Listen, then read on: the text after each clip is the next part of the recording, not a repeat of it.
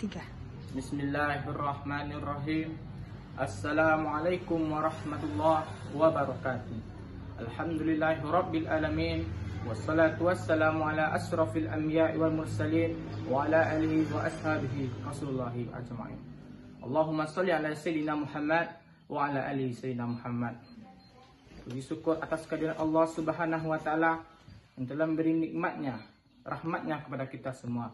Atas nikmat dan karunia itu jualah kita dapat hadir pada hari ini. Kaum muslimin muslimat rahimakumullah. Izinkan saya pada hari ini menyampaikan pidato yang berjudul Waktu Terasa Singkat.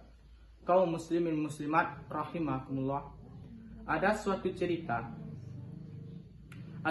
cerita tentang seorang pengusaha muda dan seorang wartawan. Wartawan bertanya, pengusaha tadi menjawab, "Pak, umur Bapak berapa?"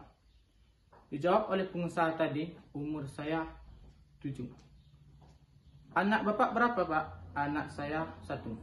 Harta Bapak?" "Harta saya hanya 10. Selesai berbicara tadi, Bapak itu datanglah teman wartawan tadi bertanya kepada Bapak itu kembali, "Pak, kenapa Bapak berdusta? Umur Bapak itu 75 tahun. Kenapa Bapak bilang 7 tahun?" Dijawab oleh pengusaha muda, pengusaha kaya tadi, "Betul nak, umur saya memang 75 tahun. Tapi umur yang 75 tahun itu baru 7 tahun yang bisa saya amalkan untuk Allah Subhanahu wa taala." Soal anak, Pak, betul anak saya banyak. Tapi hanya 1 anak saya yang bisa saya didik. Soal harta, Pak, harta saya memang banyak. Tapi hanya 10 juta yang untuk diberikan kepada anak yatim, kepada fakir miskin. Kaum muslimin muslimat dimanapun Anda berada. Jangan-jangan orang tua tadi adalah kita-kita yang hadir pada hari ini. Dan jangan-jangan orang tua tadi adalah kita-kita ini. Dan jangan sampai orang tua tadi adalah kita-kita ini. Sebab apa? Sebab hanya umur 72 tahun. 75 tahun yang digunakan untuk Allah hanya 7 tahun. Sebanyak itu anak yang diberikan oleh Allah hanya 1 yang dicintai. Sebanyak itu harta yang diberikan oleh Allah hanya 10 juta yang diberikan kepada fakir miskin. Kaum muslimin muslimat rahimakumullah. Kadang dalam hidup ini sering menjadi rancum. Pengkhianat dibenarkan. Yang tuntunan menjadikan tontonan, yang tontonan menjadikan tuntunan. Kaum muslimin muslimat rahimakumullah, ada satu orang berkata, waktu hidup itu singkat. Betul, waktu hidup itu memang singkat.